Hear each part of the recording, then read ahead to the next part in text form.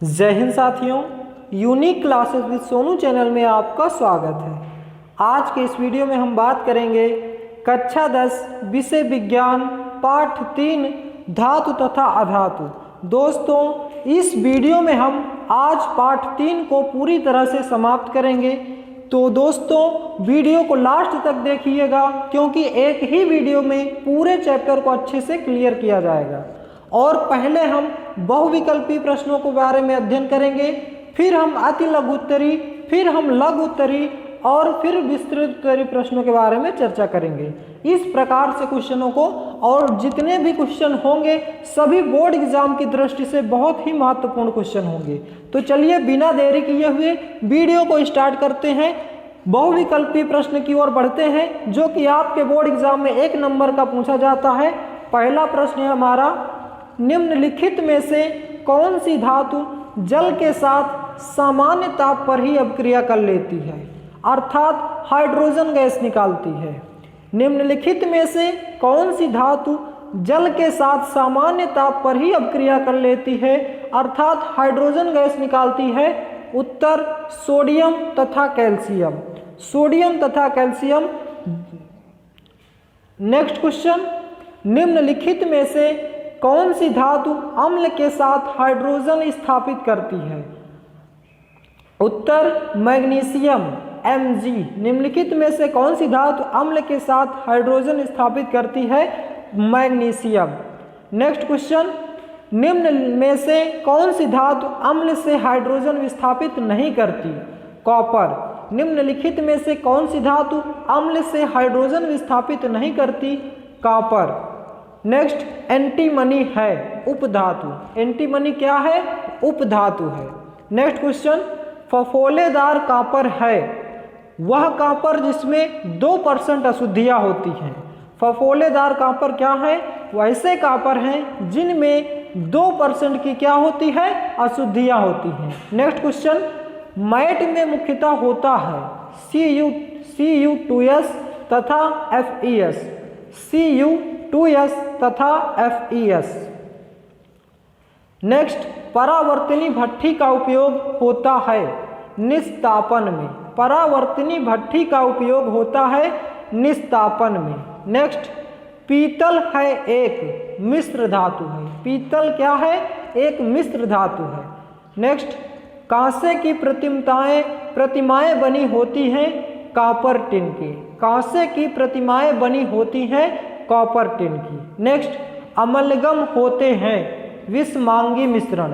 विषमांगी मिश्रण कैसे होते हैं? अमलगम होते हैं। नेक्स्ट, कॉपर पायराइट को वायु में गर्म करके सल्फर को दूर करने की क्रिया को कहते हैं भर्जन। कॉपर पायराइट को वायु में गर्म करके सल्फर को दूर करने की क्रिया को कहते हैं भर्जन। तो दोस्तों, ये थे हमारे बहुविकल्पीय टॉप मोस्ट इम्पॉर्टेंट प्रश्न, जो कि लगातार आपके प्रीवियस ईयर में पूछे गए हैं। सबके सामने हमने सन को डाले हुए हैं। आप देख सकते हैं कि कौन से क्वेश्चन कितनी बार बोर्ड एग्जाम में आए हुए हैं। तो दोस्तों, बहुविकल्पी प्रश्न हमारा समाप्त हो चुका है और अब हम बढ़ते हैं अपने अति लघुत्तरी प्रश्नों की ओर, जो कि आपके बोर्ड एग्जाम में 2 नंबर का पूछा जाता है। तो दोस्तों, पहला प्रश्न है हमारा, कॉपर के 2 प्रमुख अयस्कों के नाम व सूत्र लिखिए। कॉपर के 2 प्रमुख अयस्कों के नाम व सूत्र लिखिए। उत्तर पहला है सल्फाइड अयस्क कॉपर ग्लास Cu2s व कॉपर पायराइट CuFeS2। सल्फाइड अयस्क। दूसरा क्या है? ऑक्साइड अयस्क। केवल इतना भी लिख देंगे तो भी आपको आंसर नंबर मिल जाएंगे। सल्फाइड अयस्क में क्या है? कॉपर ग्लास Cu2s व कॉपर पायराइट CuFeS2। दूसरा ऑक्साइड अयस्क क्यूप्राइट Cu2O। यहाँ पे स्मॉल 2 बनाइएगा। नेक्स्ट क्वेश्चन है, कॉपर पायराइट का सांद्रण किस विधि द्वारा किया जाता है? कॉपर पायराइट का सांद्रण किस विधि द्वारा किया जाता है? फेन प्लवन विधि द्वारा। कॉपर पायराइट का सांद्रण फेन प्लवन विधि द्वारा किया जाता है। नेक्स्ट क्वेश्चन, कॉपर मैट क्या है? कॉपर मैट क्या है? उत्तर कॉपर धातु के निष्कर्षण प्रक्रम में क्यूप्रस सल्फाइड और फेरस सल्फाइड का गलित मिश्रण प्राप्त होता है जिसे हम मैट कहते हैं। कॉपर मैट क्या है? कॉपर धातु के निष्कर्षण प्रक्रम में क्यूप्रस सल्फाइड और फेरस सल्फाइड का गलित मिश्रण प्राप्त होता है जिसे हम मैट कहते हैं। नेक्स्ट क्वेश्चन, लोहे पर निम्न में से किस धातु की परत चढ़ाई जा सकती है और क्यों? लोहे पर निम्न में से किस धातु की परत चढ़ाई जा सकती है और क्यों? उत्तर, लोहे पर कॉपर तथा आर्गन की परत चढ़ाई जा सकती है क्योंकि लोहा रासायनिक सक्रियता श्रेणी में इनमें ऊपर है, अतः इनके विलयनों से इन्हें विस्थापित कर देता है। लोहे पर कॉपर तथा आर्गन की परत चढ़ाई जा सकती है क्योंकि लोहा रासायनिक सक्रियता श्रेणी में इनमें ऊपर है, अतः इनके विलयनों से इन्हें विस्थापित कर देता है। तो दोस्तों ये थे हमारे अति लघुत्तरीय प्रश्न जिनको हमने अच्छे से क्लियर किया। तो दोस्तों यदि आपको हमारा कंटेंट पसंद आ रहा है तो वीडियो को लाइक कर दीजिएगा और अपने दोस्तों के पास भी शेयर कर दीजिएगा। बढ़ते हैं अपने लघु उत्तरीय प्रश्नों की ओर जो कि आपके बोर्ड एग्जाम में 4 नंबर का पूछा जाता है। प्रश्न क्या है हमारा? पहला, विद्युत रासायनिक श्रेणी के आधार पर व्याख्या कीजिए कि क्यों कॉपर तनु सल्फ्यूरिक अम्ल में घुलकर हाइड्रोजन गैस मुक्त नहीं करता है। फिर से विद्युत, दोस्तों सभी प्रश्न और उत्तर को 2-2 बार पढ़ने का यही एक मकसद है कि आपको ये क्वेश्चन का आंसर इसी वीडियो में याद हो जाए, आपको दोबारा पढ़ना ना पड़े क्योंकि टाइम बहुत कम है। टाइम को देखते हुए इसलिए अच्छे से एक क्वेश्चन पर अच्छे से फोकस किया जा रहा है। सभी के सभी क्वेश्चन मोस्ट इंपॉर्टेंट और सिलेक्टेड क्वेश्चन है। प्रश्न, विद्युत रासायनिक श्रेणी के आधार पर व्याख्या कीजिए कि क्यों कॉपर तनु सल्फ्यूरिक अम्ल में घुलकर हाइड्रोजन गैस मुक्त नहीं करता है। उत्तर, हम जानते हैं कि जो धातु सक्रियता श्रेणी में हाइड्रोजन से ऊपर स्थित हैं वे ही अम्लों में से हाइड्रोजन विस्थापित कर पाते हैं। विद्युत रासायनिक श्रेणी में कॉपर हाइड्रोजन से नीचे स्थित है, अतः कॉपर तनु सल्फ्यूरिक अम्ल में घुलकर हाइड्रोजन गैस मुक्त नहीं करता है। फिर से हम जानते हैं कि जो धातु सक्रियता श्रेणी में हाइड्रोजन से ये ऊपर स्थित है वे ही अम्लों के हाइड्रोजन विस्थापित कर पाती है। दोस्तों जो धातु हाइड्रोजन से सक्रियता श्रेणी में ऊपर है वे ही धातु अम्लों के हाइड्रोजन विस्थापित कर पाते हैं और जो धातु हाइड्रोजन की श्रेणी से क्या है नीचे है वे कॉपर सल्फ्यूरिक अम्ल घुलकर हाइड्रोजन गैस विस्थापित नहीं कर पाते हैं। नेक्स्ट प्रश्न, कॉपर की छड़ को AgNO3 विलयन में डालने पर कुछ समय बाद विलयन का रंग नीला हो जाता है, वैद्युत रासायनिक श्रेणी के आधार पर समझाइए। अथवा क्या होता है जब कॉपर की छड़ को सिल्वर नाइट्रेट विलयन में डालते हैं। क्वेश्चन 2 प्रकार से आपके बोर्ड एग्जाम में पूछा जाता है, यानी कि क्वेश्चन अच्छा क्वेश्चन है, महत्वपूर्ण क्वेश्चन है। उत्तर क्या होगा? विद्युत रासायनिक श्रेणी का प्रत्येक तत्व अपने से नीचे स्थित तत्वों को उसके विलयन से विस्थापित कर सकता है। श्रेणी में कॉपर का स्थान आर्गन से ऊपर है, अतः यह AgNO3 से निम्नलिखित क्रिया देगा। ये क्रिया लिखी हुई है, कॉपर और 2AgNO3 से क्रिया कराने पर कॉपर 2+ और 2NO3 + 2 आर्गन। इस प्रकार विलयन में क्यूप्रिक आयन विद्यमान होने से विलयन का रंग नीला हो जाएगा। तो दोस्तों ये था इस क्वेश्चन का उत्तर। फिर से एक बार समझ लेते हैं क्या था प्रश्न। क्या होता है जब कॉपर की छड़ को सिल्वर नाइट्रेट विलयन में डालते हैं। उत्तर, विद्युत रासायनिक श्रेणी का प्रत्येक तत्व अपने तत्व से नीचे स्थित तत्वों को उसके विलयन से विस्थापित कर सकता है। श्रेणी में कॉपर का स्थान आर्गन से ऊपर होता है, अतः यह AgNO3 से निम्नलिखित क्रिया देता है। यह जितने भी एग्जाम्पल हैं रसायन विज्ञान में आपको क्या होता है इसको याद करना ही पड़ेगा। ये एग्जाम्पल के तौर पे इनको लिखने से ही अच्छे मार्क्स मिलेंगे। केवल आप थ्योरेटिकल लिख के चले आएंगे तो अच्छे मार्क्स नहीं मिलेंगे। तो ये सभी अपक्रिया जितने भी लिखा गया है एग्जाम्पल, इनको सभी को आपको याद करना होगा। इस प्रकार विलयन में क्यूप्रिक आयन विद्यमान होने से विलयन का रंग नीला हो जाता है। नेक्स्ट क्वेश्चन, निस्तापन क्रिया को उदाहरण देते हुए समझाइए। निस्तापन क्रिया को उदाहरण देते हुए समझाइए। उत्तर, सांद्रित अयस्क को उसके गलनांक के नीचे ताप पर वायु की अनुपस्थिति या कम मात्रा में गर्म करके उसमें से नमी, हाइड्रोजन, जल तथा अन्य वाष्पशील पदार्थ को बाहर निकालने की प्रक्रिया निस्तापन कहलाती है।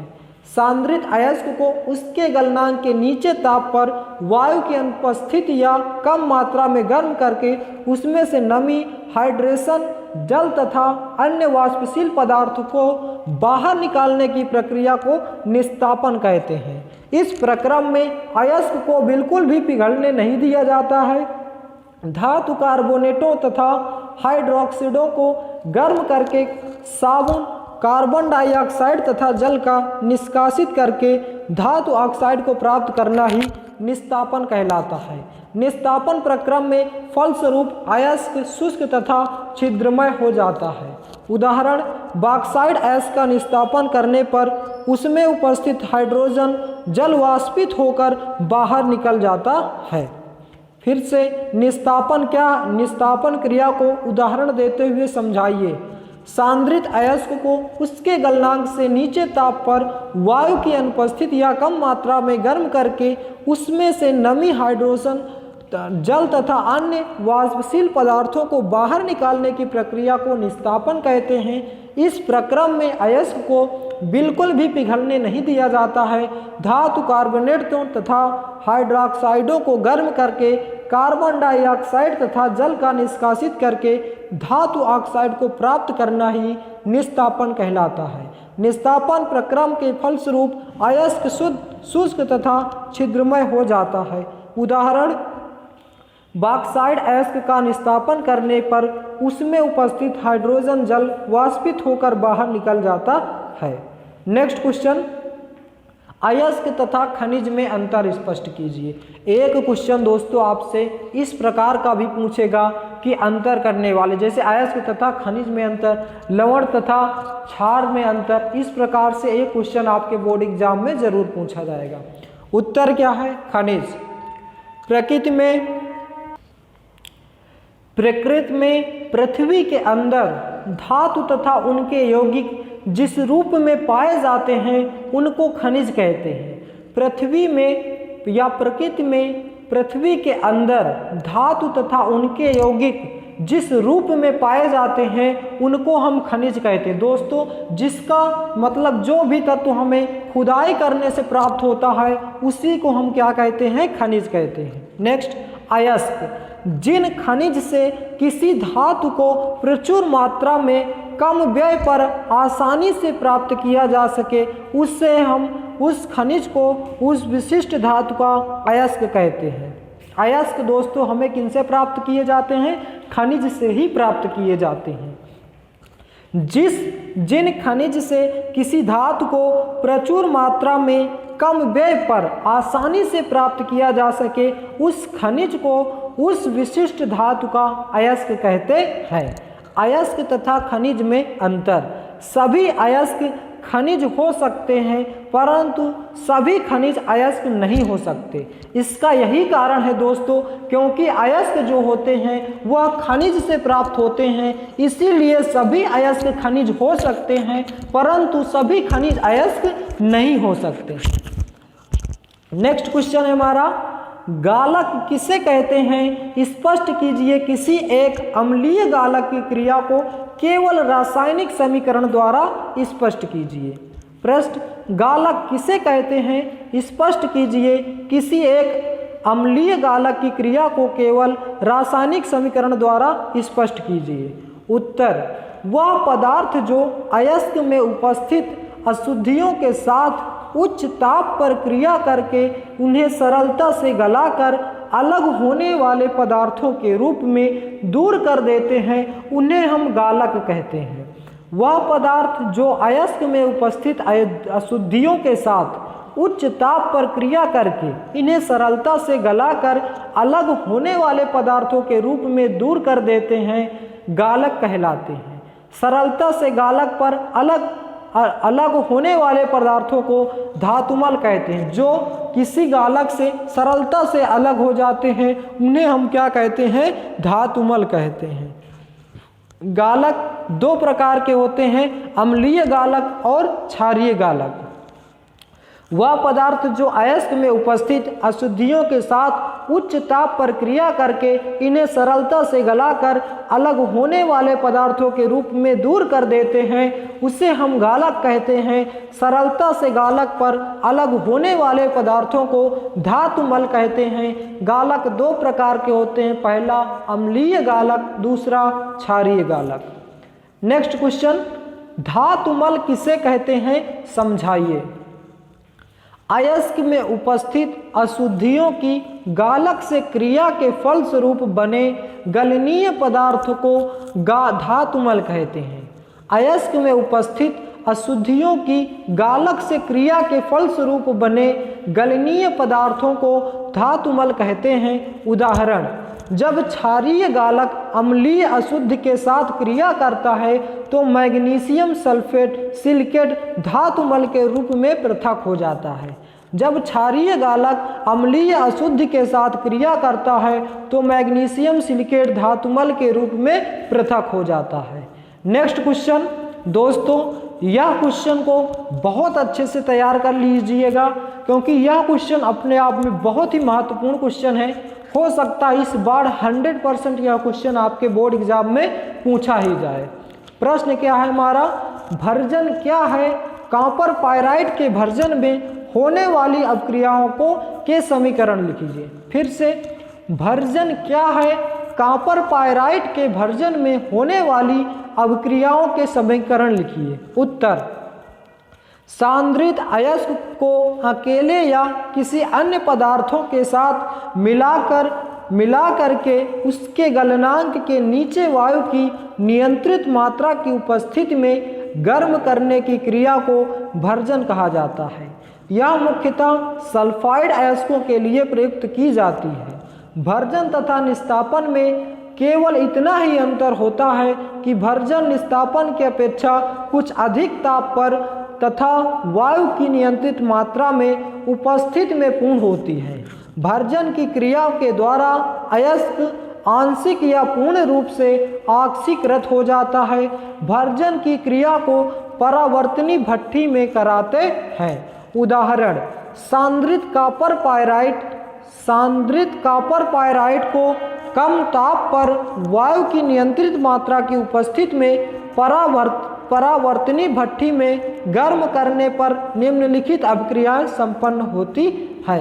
ये कुछ अभिक्रियाएं लिखी हुई हैं, इसको आप नोट डाउन कर लीजिएगा क्योंकि यह बहुत ही महत्वपूर्ण क्वेश्चन है और इस क्वेश्चन में थोड़ा 4 नंबर का क्वेश्चन भी है और इसको हमें क्या करना है, थोड़ा सा अच्छे से लिखना है एग्जाम्पल सहित, तभी आपको अच्छे मार्क्स मिलेंगे। प्रश्न क्या था हमारा? भर्जन क्या है? कॉपर पाइराइट के भर्जन में होने वाली अपक्रियाओं के समीकरण लिखिए। उत्तर, सांद्रित अयस्क को अकेले या किसी अन्य पदार्थ के साथ मिलाकर के उसके गलनांक के नीचे वायु की नियंत्रित मात्रा में उपस्थित में गर्म करने की क्रिया को भर्जन कहा जाता है। यह मुख्यतः सल्फाइड अयस्कों के लिए प्रयुक्त की जाती है। भर्जन तथा निस्तापन में केवल इतना ही अंतर होता है कि भर्जन निस्तापन की अपेक्षा कुछ अधिक ताप तथा वायु की नियंत्रित मात्रा में उपस्थित में पूर्ण होती है। भर्जन क्रिया के द्वारा अयस्क आंशिक या पूर्ण रूप से ऑक्सीकृत हो जाता है। भर्जन की क्रिया को परावर्तनी भट्ठी में कराते हैं। यहाँ से भी एक क्वेश्चन पूछ सकता है बहुविकल्पी बना के कि भर्जन की क्रिया को कौन सी भट्ठी में संपन्न कराते हैं, तो आपका जवाब होगा कि भर्जन की प्रक्रिया को परावर्तनी भट्ठी में संपन्न कराते हैं, यानी कि परावर्तनी भट्ठी में कराते हैं। उदाहरण, सांद्रित कॉपर पाइराइट CuFeS2 को कम ताप पर वायु की नियंत्रित मात्रा में उपस्थित में परावर्तनी भट्ठी में गर्म करने पर निम्नलिखित अभिक्रियाएं संपन्न होती हैं। तो दोस्तों एक एक पॉइंट को अच्छे से नोट करते चलिएगा। क्योंकि यह क्वेश्चन आपके बोर्ड एग्जाम की दृष्टिकोण से बहुत ही महत्वपूर्ण क्वेश्चन है। और जितने भी क्वेश्चन हैं सभी हमने अच्छे से आपके लिए कुछ छोटे कर करके और कुछ मोस्ट इम्पॉर्टेंट क्वेश्चन को सिलेक्ट करके आपके लिए लेकर आए हैं, ताकि आप कम समय में अच्छी तैयारी और अच्छे मार्क्स गेन कर सके। नेक्स्ट प्रश्न हमारा, निस्तापन तथा भर्जन में क्या अंतर है? उत्तर, निस्तापन में अयस्क को निम्न ताप पर वायु की अनुपस्थिति में गर्म किया जाता है। निस्तापन में अयस्क को निम्न ताप पर वायु की अनुपस्थिति में गर्म किया जाता है, जबकि भर्जन में अयस्क को उच्च ताप पर वायु की नियंत्रित मात्रा में गर्म किया जाता है। निस्तापन तथा भर्जन में अंतर, निस्तापन में अयस्क को निम्न ताप पर वायु की अनुपस्थिति में गर्म किया जाता है, जबकि भर्जन में अयस्क को उच्च ताप पर वायु की नियंत्रित मात्रा में गर्म किया जाता है। नेक्स्ट क्वेश्चन, कॉपर पर सांद्र H2SO4 तथा सांद्र HNO3, यहाँ पे जो 4 कैपिटल में बना हुआ है इसको स्मॉल लेटर में बनाइएगा। ओ के नीचे जस्ट रहना चाहिए हल्का सा। H2SO4 तथा सांद्र HNO3 की अभिक्रियाओं के समीकरण लिखिए। अथवा क्या होता है जब कॉपर को सांद्र गंधक या सल्फ्यूरिक अम्ल के साथ गर्म करते हैं? दोस्तों यह क्वेश्चन भी बहुत ही मोस्ट इम्पॉर्टेंट क्वेश्चन है। प्रश्न क्या है अच्छे से समझ लीजिए पहले प्रश्न को, फिर आंसर की ओर बढ़ते हैं। कॉपर पर सांद्र H2SO4 तथा सांद्र HNO3 की अभिक्रिया के समीकरण लिखिए। अथवा क्या होता है जब कॉपर को सांद्र गंधक या सल्फ्यूरिक अम्ल के साथ गर्म करते हैं? उत्तर, सांद्र H2SO4 से क्रिया कॉपर सल्फेट व सल्फर डाइऑक्साइड गैस बनती है। जब सांद्र H2SO4 से क्रिया कराते हैं तो कॉपर सल्फेट व सल्फर डाइऑक्साइड गैस बनती है। यहाँ पे लिखा हुआ है Cu कॉपर प्लस 2H2SO4 सांद्र प्लस से क्रिया कराने पर क्या हो रहा है CuSO4 plus SO2 plus 2H2O, 2H2O यानी कि जल के रूप में बाहर हो गया, हमारे पास क्या बना, कॉपर सल्फेट बना। नेक्स्ट क्या है, सांद्र HNO3 से क्रिया, सांद्र HNO3 से क्रिया नाइट्रोजन हाइड्रोक्साइड व कॉपर नाइट्रेट बनते हैं। जब सांद्र HNO3 से क्रिया कराते हैं तो नाइट्रोजन डाइऑक्साइड व कॉपर नाइट्रेट बनते हैं। ये रहा आपका एग्जाम्पल, जब कॉपर से सांद्र की क्रिया कराया गया तो हमारे पास क्या मिला, नाइट्रोजन डाइऑक्साइड व कॉपर नाइट्रेट। फिर से एक बार प्रश्न को, कॉपर पर सांद्र H2SO4 व सांद्र HNO3 की अभिक्रिया के समीकरण लिखिए। अथवा क्या होता है जब कॉपर को सांद्र गंधक व सल्फ्यूरिक अम्ल के साथ क्रिया गर्म करते हैं? सांद्र गंधक व सल्फ्यूरिक अम्ल के साथ गर्म करते हैं तो क्या होता है, सांद्र H2SO4 से क्रिया जब कॉपर सल्फेट व सल्फर डाइऑक्साइड गैस बनती है। जब गंधक और सल्फ्यूरिक अम्ल के साथ क्रिया कराते हैं तो क्या होता है, कॉपर सल्फेट व सल्फर डाइऑक्साइड गैस बनती है। यहाँ पे एग्जाम्पल लिखा हुआ है कॉपर प्लस सांद्र प्लस इक्वल टू क्या, कॉपर सल्फेट। नेक्स्ट, सांद्र HNO3 से क्रिया नाइट्रोजन डाइऑक्साइड व कॉपर नाइट्रेट बनते हैं। जितनी भी अब क्रिया है आप अच्छे से नोट डाउन करते चलिए। तो दोस्तों यहाँ पर हम अपने लघु उत्तरीय प्रश्नों को अच्छे से समझ चुके हैं, यानी कि समाप्त कर चुके हैं। अब हम विस्तृत उत्तरीय प्रश्नों के बारे में चर्चा करेंगे जो कि आपके बोर्ड एग्जाम में 7 नंबर का पूछा जाता है।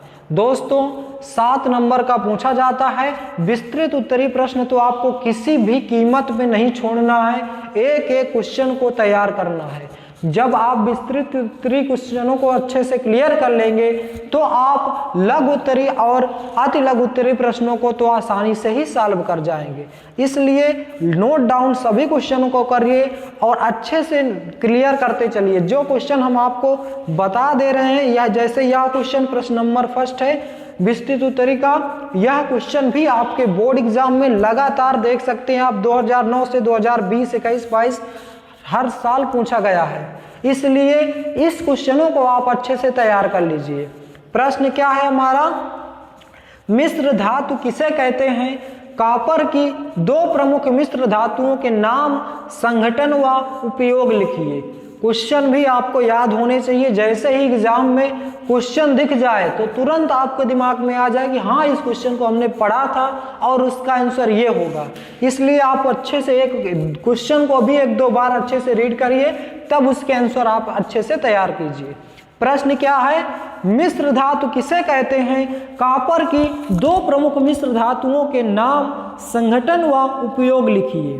उत्तर, जब दो या दो से अधिक धातुओं को एक निश्चित अनुपात में पिघलाकर मिलाया जाता है तो यह धातुएं परस्पर मिल जाती हैं और एक समांगी मिश्रण बनाती हैं। ऐसे मिश्रण को मिश्र धातु कहते हैं। जब दो या दो से अधिक धातुओं को एक निश्चित अनुपात में पिघलाकर मिलाया जाता है तो यह धातुएं परस्पर मिल जाती हैं और एक समांगीय मिश्रण बनाती हैं, जिसे ऐसे मिश्रण को हम मिश्र धातु कहते हैं। मिश्र धातु बनाते समय यदि विभिन्न धातुओं को धीरे धीरे गर्म किया जाए और फिर उन्हें धीरे धीरे ठंडा होने दिया जाए तो नरम मिश्र धातुएं प्राप्त होती हैं। मिश्र धातु बनाते समय यदि विभिन्न धातुओं को धीरे धीरे गर्म किया जाए और फिर धीरे धीरे उन्हें ठंडा किया जाए, ठंडा होने दिया जाए तो नरम मिश्र धातुएं प्राप्त होती हैं। यदि धातुओं को शीघ्रता से गर्म करके फिर शीघ्रता से ठंडा किया जाए तो मिश्र धातु कठोर और भंगुर हो जाती हैं। इस प्रकार धातुओं से मिश्र धातु बनाने की में उनकी कठोरता, वायु, जल आदि से क्रिया कराने पर उन करने का गुण, चमक, रंग, मूल आदि बदलकर अधिक उपयोगी हो जाती हैं। और कॉपर की दो प्रमुख मिश्र धातु में उनकी संरचना, संगठन व मुख्य उपयोग निम्नलिखित है। ये टेबल है, आपको इसी प्रकार से आपको इस तरह का टेबल बनाना है। एक तरफ लिखना है मिश्र धातु, एक तरफ लिखना है उनके संगठन और एक तरफ लिखना है उसके उपयोग। पहला मिश्र धातु क्या है? पीतल है, जो कॉपर और जिंक, Zn जिंक जस्ता का मिलकर बना है। कॉपर और जस्ता से मिलकर बना है।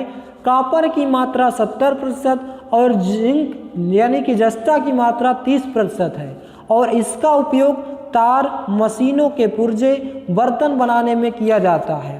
पीतल, कॉपर, पीतल मिश्र धातु है। किसका किसका मिश्रण है? कॉपर और जिंक का, जस्ता का। और कॉपर की मात्रा 70% और जिंक की मात्रा 30% है और इसका उपयोग तार, मशीनों के पुर्जे, बर्तन आदि बनाने में किया जाता है। दूसरा जर्मन सिल्वर, जर्मन और सिल्वर, इसमें कॉपर की मात्रा 50% और जर्मन की जिंक की मात्रा 35% होती है और निकिल की मात्रा 15% होती है। इसका उपयोग बर्तन, मूर्तियां बनाने में किया जाता है। इसी प्रकार से आपको इसका एक टेबल बनाना है एग्जाम में और इस क्वेश्चन को अच्छे से तैयार कर लीजिए। यह क्वेश्चन बहुत ही महत्वपूर्ण क्वेश्चन है आपके बोर्ड एग्जाम की दृष्टि से। आइए एक बार फिर से इस क्वेश्चन को पुनः अच्छे से समझते हैं, यानी कि रिवीजन करते हैं, ताकि यह क्वेश्चन आपको इस वीडियो में याद हो जाए। मिश्र धातु किसे कहते हैं? कॉपर की दो प्रमुख मिश्र धातुओं के नाम, संगठन व उपयोग लिखिए। उत्तर, जब दो या दो से अधिक धातुओं को एक निश्चित अनुपात में पिघलाकर मिलाया जाता है तो यह धातुएं परस्पर मिल जाती हैं और एक समांग मिश्रण बनाती हैं। ऐसे मिश्रण को मिश्र धातु कहते हैं। मिश्र धातु बनाते समय यदि विभिन्न धातुओं को धीरे धीरे गर्म किया जाए और फिर उन्हें धीरे धीरे ठंडा होने दिया जाए तो नरम मिश्र धातु प्राप्त होती है। यदि धातुओं को शीघ्रता से गर्म करके फिर शीघ्रता से ठंडा किया जाए तो मिश्र धातु कठोर और भंगुर हो जाती हैं। इस प्रकार धातुओं से मिश्र धातु बनाने में उनकी कठोरता, वायु, जल आदि से क्रिया कराने पर करने का गुण, चमक, रंग और मूल्य आदि बदलकर अधिक उपयोगी बन जाते हैं। और कॉपर की दो प्रमुख मिश्र धातुएं धातु में उनकी संरचना संगठन का मुख्य उपयोग निम्नलिखित है। दो प्रमुख धातुएं कौन कौन सी हैं? पीतल और जर्मन सिल्वर है। पीतल इसका संगठन है कॉपर 70% और जेडियम जिंक जस्ता जिसे आप कहते हैं 30%। इसका उपयोग तार मशीनों के पुर्जे बर्तन बनाने में किया जाता है। और दूसरी मिश्र धातु है जर्मन सिल्वर, जिसमें कॉपर की मात्रा 50% और जस्ता की मात्रा 35% और निकल की मात्रा कितना है? 15% है। और इसका उपयोग बर्तन, मूर्तियां आदि बनाने में किया जाता है। तो दोस्तों यह क्वेश्चन हमने अच्छे से क्लियर किया। अब बढ़ते हैं हम अपने नेक्स्ट मोस्ट इंपॉर्टेंट क्वेश्चन की ओर।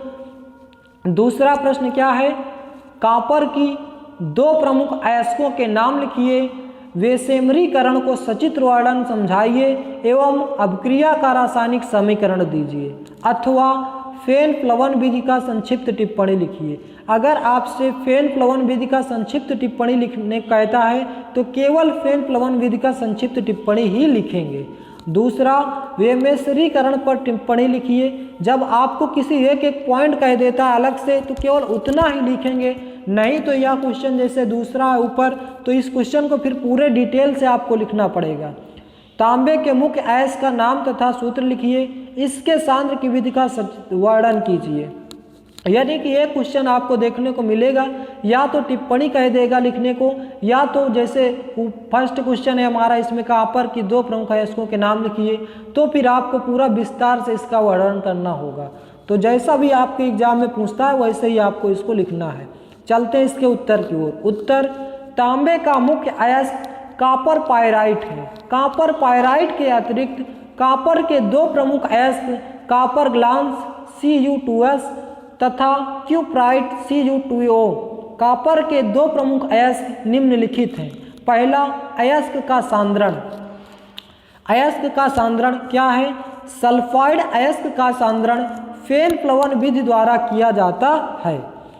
यानी कि अगर फेन प्लवन विधि पूछता है आपसे तो यही हेडिंग आपको लिखनी पड़ेगी। टिप्पणी में अगर पूछता है तो यही हेडिंग, केवल इतने ही लिखेंगे जितना अभी हम एक फर्स्ट हेडिंग आपको करवाने जा रहे हैं। अयस्क का सांद्रण।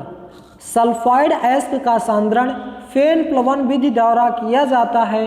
बारीक पीसे सल्फाइड अयस्क को जल से भरे हुए एक टैंक में डाल दिया जाता है और उसमें थोड़ा चील का तेल और पोटेशियम एथिलजेंथेट मिलाकर वायु की तेज धारा प्रवाहित की जाती है। सल्फाइड अयस्क के कण तेल में भीगकर द्रव की सतह पर फेन के रूप में एकत्र हो जाते हैं और अशुद्धियां टैंक की पेंदी में बैठ जाती है। सांद्रित अयस्क को अलग कर लेते हैं। बस इतना ही, अगर फेन प्लवन विधि पूछता है टिप्पणी लिखने को, इतना ही लिखना है। और इसके बाद ये फेन प्लवन विधि के क्या करना है? चित्र बनाना है। दोस्तों बहुत ही आसान। इसमें क्या है? सबसे पहले चीड़ का तेल, जल और अयस्क का मिश्रण इसमें डालते हैं, फिर तेजी से इसमें क्या करते हैं? वायु को प्रवाहित करते हैं। और फिर अभी देखते हैं पूरे को। इसमें थोड़ा सा चील का सल्फाइड अयस्क का सांद्रण फेन प्लवन विधि द्वारा किया जाता है। इसमें बारीक पीसे सल्फाइड अयस्क को जल से भरा हुआ एक टैंक हो, जिसमें बारीक से पीसे सल्फाइड अयस्क और जल में भरे हुए टैंक में डाल दिया जाता है और उसमें थोड़ा सा चील का तेल और पोटेशियम और एथिलजेंथेट मिलाकर वायु की तेज धारा प्रवाहित की जाती है और सल्फाइड अयस्क के कण तेल में भीगकर द्रव की सतह पर बैठ जाते हैं। सल्फाइड अयस्क के कण क्या होते हैं? तेल में भीग करके इसकी पेंदी पे, इसकी सतह पर फेन के रूप में जमा हो जाते हैं और अशुद्धियां टैंक की पेंदी में बैठ जाती है और सांद्रित अयस्क को अलग कर लेते हैं। फिर हम क्या करते हैं? सांद्रित अयस्क को अलग कर लेते हैं और अशुद्धियों को बाहर निकाल कर फेंक देते हैं। तो दोस्तों ये था हमारा फेन प्लवन विधि। अब नेक्स्ट पॉइंट की ओर बढ़ते हैं, सांद्रित अयस्क का भर्जन। जब सांद्रित अयस्क का भर्जन या आपसे परावर्तनी भट्ठी पूछता है तो आपको यही टिप्पणी में लिखना होगा, यहीं से लिखना चालू करना होगा। सांद्रित अयस्क का भर्जन।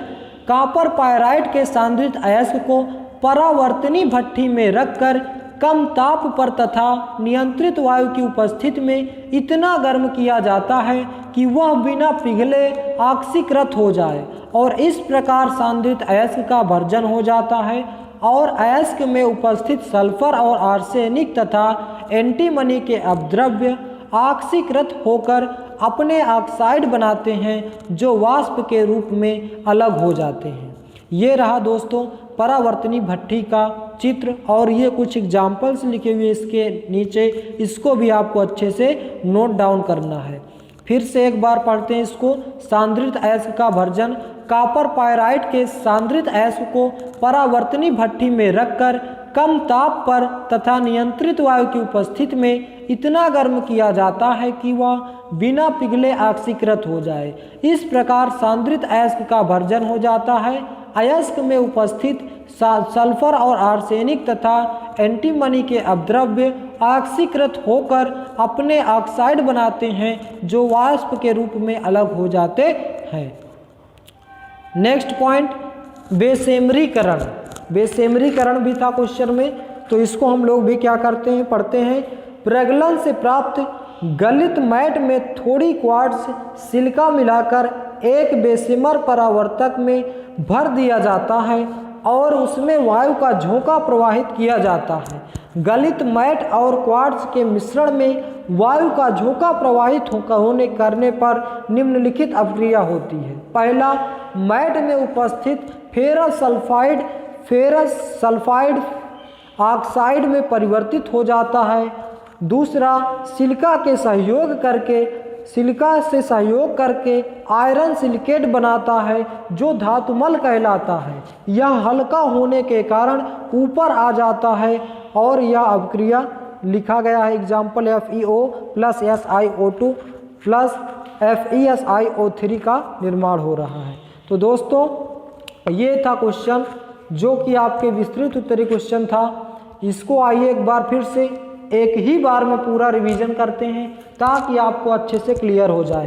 कॉपर की दो प्रमुख अयस्कों के नाम लिखिए, बेसेमरीकरण का सचित्र वर्णन समझाइए एवं अभिक्रिया का रासायनिक समीकरण दीजिए, अथवा फेन प्लवन विधि पर संक्षिप्त टिप्पणी लिखिए, अथवा बेसेमरीकरण पर टिप्पणी लिखिए, अथवा तांबे के मुख्य अयस्क का नाम सूत्र लिखिए, इसके सांद्रण की विधि का वर्णन कीजिए।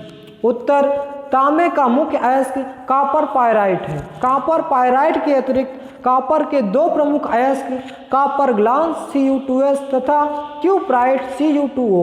कॉपर के दो प्रमुख अयस्क निम्नलिखित हैं। पहला, अयस्क का सांद्रण। सल्फाइड अयस्क का सांद्रण फेन प्लवन विधि द्वारा किया जाता है।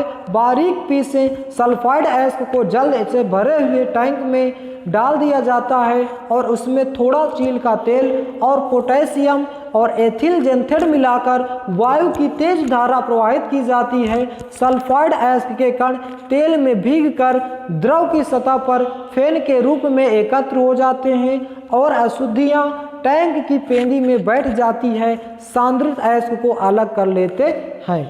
फेन प्लवन विधि का फिगर। नेक्स्ट, दूसरा क्या है, सांद्रित अयस्क का भर्जन। कॉपर पायराइट के सांद्रित अयस्क को परावर्तनी भट्ठी में रखकर कम ताप पर तथा नियंत्रित वायु की उपस्थिति में इतना गर्म किया जाता है कि वह बिना पिघले ऑक्सीकृत हो जाए। इस प्रकार सांद्रित अयस्क का भर्जन हो जाता है। अयस्क में उपस्थित सल्फर और आर्सेनिक तथा एंटीमनी के अपद्रव्य ऑक्सीकृत होकर अपने ऑक्साइड बनाते हैं जो वाष्प के रूप में अलग हो जाते हैं। ये रहा आपका परावर्तनी भट्ठी का चित्र। दोस्तों एक तो क्वेश्चन आपके बोर्ड एग्जाम में मिलेगा ही, चाहे दो मिले। तीसरा, बेसेमरीकरण। प्रगलन से प्राप्त गलित मैट में थोड़ी क्वार्ट्ज सिलिका मिलाकर एक बेसेमर परिवर्तक में भर दिया जाता है और उसमें वायु का एक झोंका प्रवाहित किया जाता है। गलित मैट और क्वार्ट्ज के मिश्रण में वायु का झोंका प्रवाहित करने पर निम्नलिखित अभिक्रिया होती है। पहला, मैट में उपस्थित फेरस सल्फाइड फेरस ऑक्साइड में परिवर्तित हो जाता है।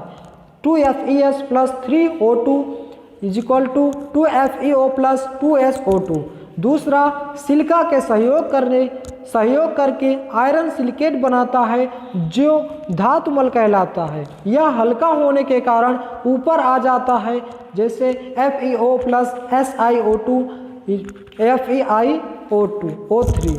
तो दोस्तों ये थे हमारे आज के टॉप मोस्ट इम्पॉर्टेंट क्वेश्चन, जिसमें हमने पार्ट 3 को अच्छे से क्लियर किया। दोस्तों आशा करते हैं कि यह वीडियो आपको पसंद आया होगा, और यदि आपको वीडियो पसंद आया है तो इसे लाइक कीजिए और हमारे चैनल को सब्सक्राइब कीजिए और अपने मित्रों के पास भी शेयर कीजिए। Thanks for watching my video. मिलते हैं नेक्स्ट वीडियो में। जय हिंद, जय Bharat, best of luck to your board examination. Thank you.